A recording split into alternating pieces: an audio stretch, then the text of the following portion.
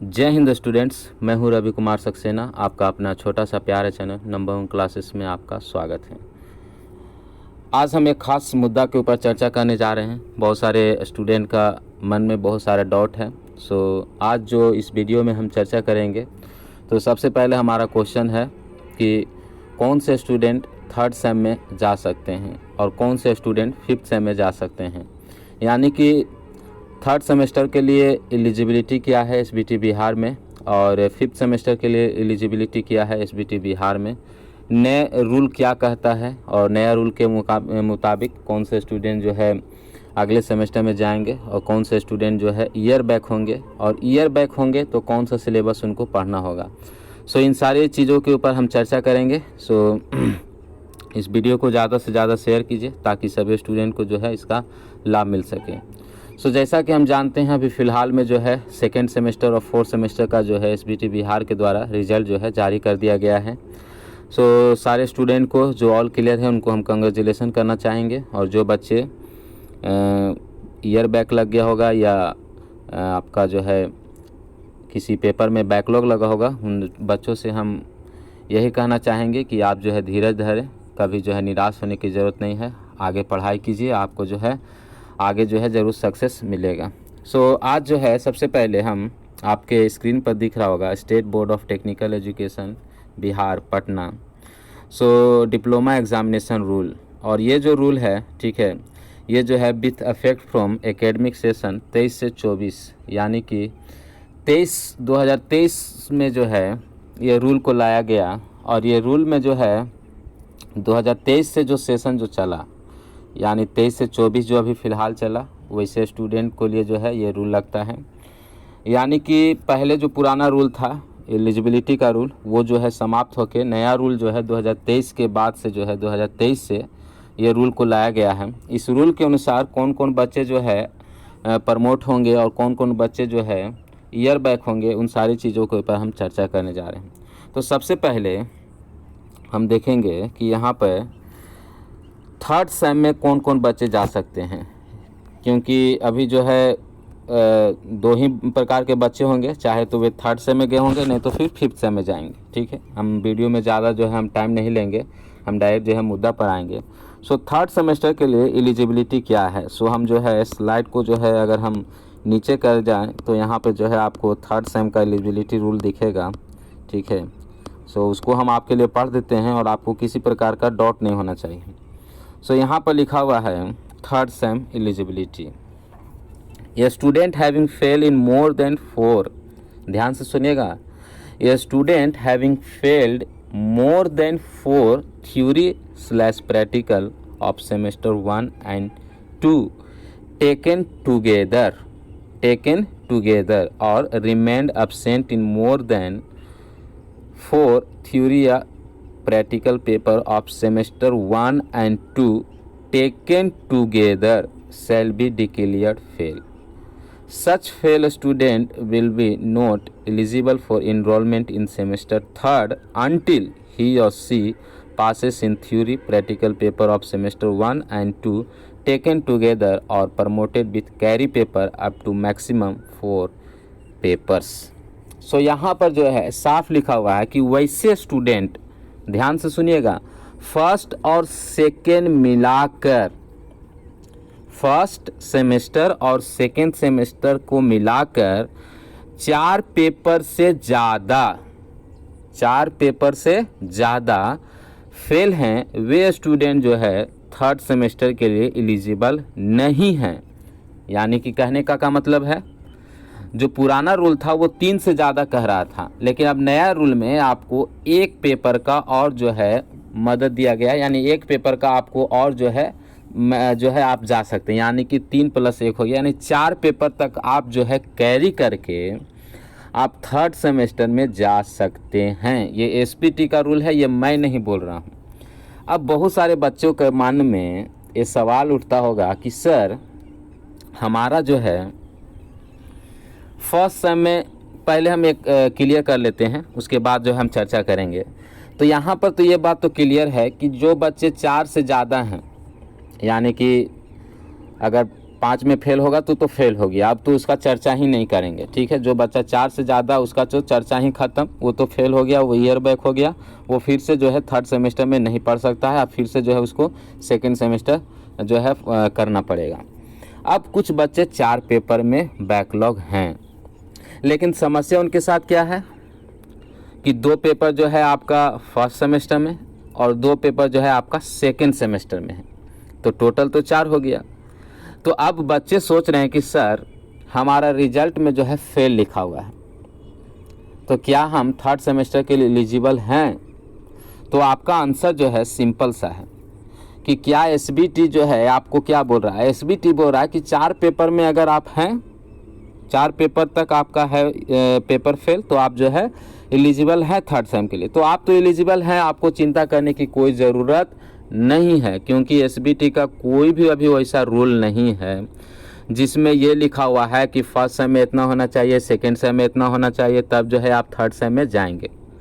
अगर एसबीटी वैसा कोई रूल निकालता तो आपके पास जो है ज़रूर न ज़रूर आपके पास पीडीएफ होता, या हमारे पास भी पीडीएफ होता। लेकिन एसबीटी का रूल जो है, जो 2023 से जो आपका लागू होता है, उस रूल में साफ कहा गया है कि 4 पेपर जो है आप बैक करके यानी फेल होके 4 पेपर में आप जो है थर्ड सेमेस्टर के लिए एलिजिबल हो सकते हैं। अब ऐसे बच्चों को क्या करना है? वैसे बच्चों को कुछ नहीं करना है। सेमेस्टर इनरोलमेंट का प्रोसीजर जब स्टार्ट होगा तो आपको सेमेस्टर इनरोलमेंट में आपका नाम आ गया यानी कि आप एलिजिबल हैं। अगर आपका नाम नहीं आता है तब जो है आप एसबीटी से जो है सवाल कर सकते हैं कि हमने जो है ये पीडीएफ में पढ़ा, हमने जो है आपका नोटिस में पढ़ा कि सर आपने नोटिस में लिखा है कि 4 पेपर से ज़्यादा अगर फेल होंगे तब जो है हम ईयर बैक कहलाएंगे।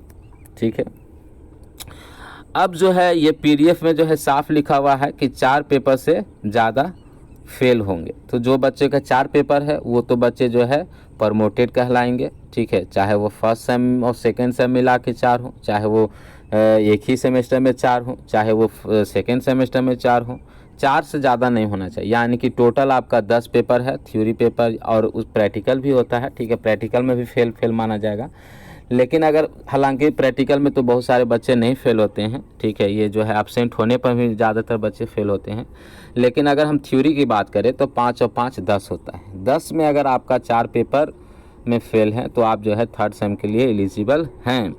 और ये जो है पीडीएफ में यहाँ पर बहुत सारे लोगों का साइन किया हुआ है। ठीक है, और ये कब का पीडीएफ है? तो 30/5/2023 का पीडीएफ है। आप हर एक पेपर पर देखेंगे तो एसबीटी का ऑथराइज पर्सन का जो है ये साइन किया हुआ है। ठीक है, ये 30/5/2023 का जो है ये पीडीएफ है और इसमें जो है साफ सुथरा लिखा हुआ है। अब हम आते हैं फिफ्थ सेम के लिए। तो फिफ्थ सेम में आपका लिखा हुआ है student having fail in more then 2 theory paper of semester 4। ठीक है, तो अगर जो है कोई बच्चा सेमेस्टर 4 का 2 से ज़्यादा अगर जो है फेल होगा तो वो जो है 4th सेम में अगर फेल होगा तो फिफ्थ सेमेस्टर में एलिजिबल नहीं है। ये पहला कैटेगरी है।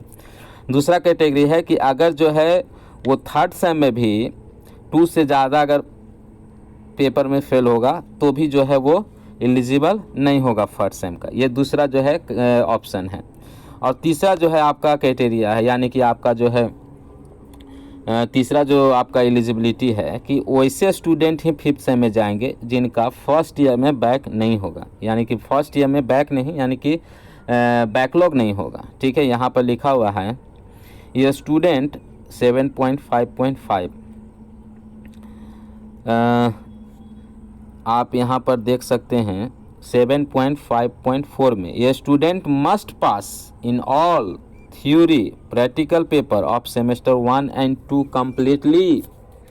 यानी कि फिफ्थ सेम में वही बच्चे जाएंगे जो बच्चे फर्स्ट सेम का और सेकेंड सेम का पूरी पेपर क्लियर किए होंगे।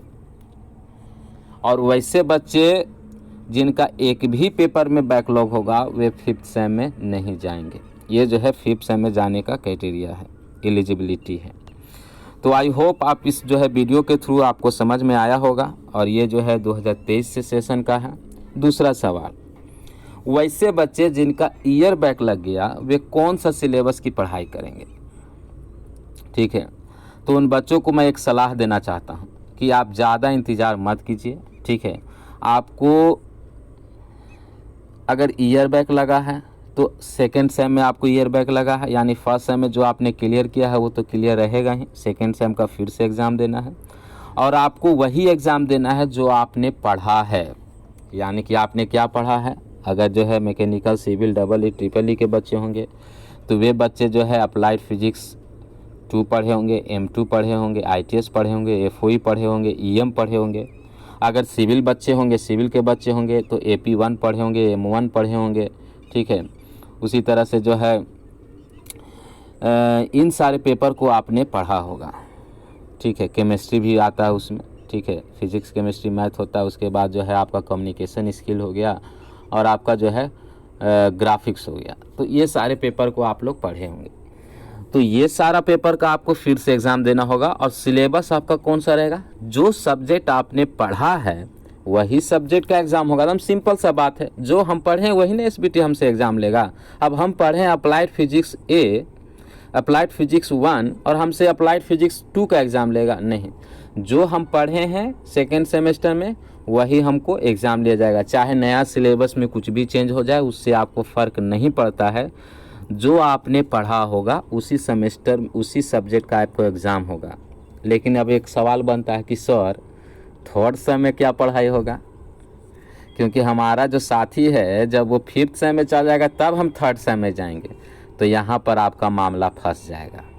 क्या फंसेगा कि आपको जो है पुराना सिलेबस पढ़ना होगा, क्योंकि आप जो है मान लीजिए जो बच्चा भी सेकेंड सेमेस्टर का एग्ज़ाम लिखा वो 23 से 26 सेशन का होगा। तो जब 23 से 26 सेशन का है तो वो बच्चा पिछला सिलेबस ही पढ़ेगा। कौन सा सिलेबस, जो 2020 में लागू हुआ है। तो 2020 वाला सिलेबस में आपको जो थर्ड सेम पढ़ना है, थर्ड, फोर्थ, फिफ्थ, सिक्स, वो आपको पुराना सिलेबस पढ़ना होगा। आप नया सिलेबस के लिए एलिजिबल नहीं है। नया सिलेबस कौन पढ़ेगा, जो 2024 में और जो 2024 के बाद जो एग्ज़ाम लेगा, जो एडमिशन लेगा वो बच्चा जो है नया सिलेबस पढ़ेगा। तो ये जो है आपका डॉट जो है क्लियर हो जाना चाहिए। तो इस वीडियो को हम समराइज करेंगे। सबसे पहले हमने बताया कि वैसे बच्चे जिनका 4 पेपर में फेल है यानी बैकलॉग है, वे बच्चे थर्ड सेमेस्टर के लिए एलिजिबल हैं according to SBT Bihar notice के अनुसार, यानी कि जो 23-24 में जो रूल आया उसके अनुसार। दूसरा, वैसे बच्चे जिनका सेकेंड सेम में ईयर बैक लग गया है वे बच्चे सेकेंड सेम का अपना जो सिलेबस पढ़े हैं वही सिलेबस पढ़ के फिर से एग्ज़ाम लिखेंगे। और तीसरा जो है, जब वे बच्चे थर्ड सेम में जाएंगे तो उनको 2020 का ही सिलेबस पढ़ना पड़ेगा, नया सिलेबस उनको पढ़ने की दरकार नहीं है। सो ये जो है छोटा सा वीडियो था। और अगर ज़्यादा आपको डाउट होता है तो इसके लिए कुछ नहीं करना है। इनरोलमेंट का डेट आ गया है, जब इनरोलमेंट आपका शुरू होगा तो सारा डाउट आपका जो है क्लियर हो जाएगा। इसमें कोई जो है आपको गुमराह नहीं कर सकता है, कोई आपको जो है बेवकूफ़ नहीं बना सकता है। सारा चीज़ जो है क्लियर हो जाएगा कि हमारा एलिजिबल है या नहीं है। अगर नहीं क्लियर होगा तो आप SBT के नोटिस को पढ़िए, SBT का रूल को फॉलो कीजिए। बाकी जो है कौन क्या कहता है उसको फॉलो करने की ज़रूरत नहीं है, क्योंकि आप SBT में पढ़ाई कर रहे हैं, SBT बिहार से पढ़ाई कर रहे हैं। आपको SBT बिहार के नोटिस के अनुसार आपको चलना होगा। आई होप ये वीडियो आपको मदद किया होगा। मिलेंगे नए वीडियो के साथ। जय हिंद, वंदे मातरम।